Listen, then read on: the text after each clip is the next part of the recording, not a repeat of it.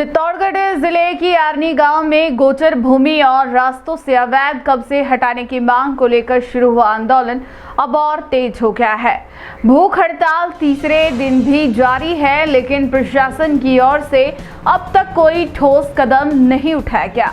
हड़ताल पर बैठे ग्रामीणों का आरोप है कि पूर्व सरपंच भैरू सुथार ने भी इस जमीन पर कब्जा कर रखा है। स्थिति तब और संवेदनशील हो गई जब अल्पेश गोस्वामी ने जिलाधिकारी को खून से पत्र लिखकर अपनी पीड़ा व्यक्त की। सवाल उठता है कि प्रशासन कब तक मौन रहेगा और क्या ग्रामीणों की पुकार अनसुनी ही रह जाएगी। चित्तौड़गढ़ जिले के गांव आरनी में गोचर भूमि और रास्तों पर अवैध कब्जों के खिलाफ शुरू हुई जंग तीसरे दिन भी जारी है। 25 अगस्त से भूख हड़ताल पर बैठे ग्रामीणों की हालत लगातार बिगड़ रही है, लेकिन प्रशासन की ओर से अब तक किसी भी तरह की कार्रवाई नहीं हुई है।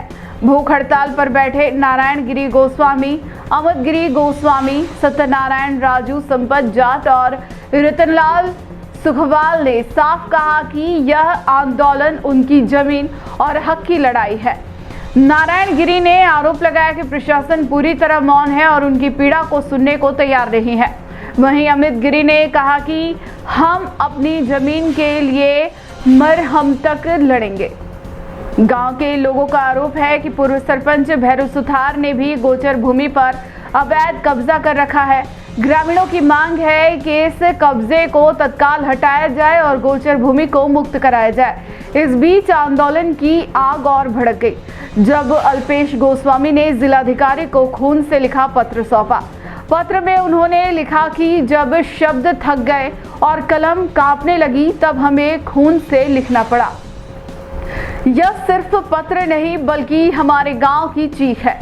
अब बड़ा सवाल यह है कि प्रशासन आखिर कब तक चुप रहेगा।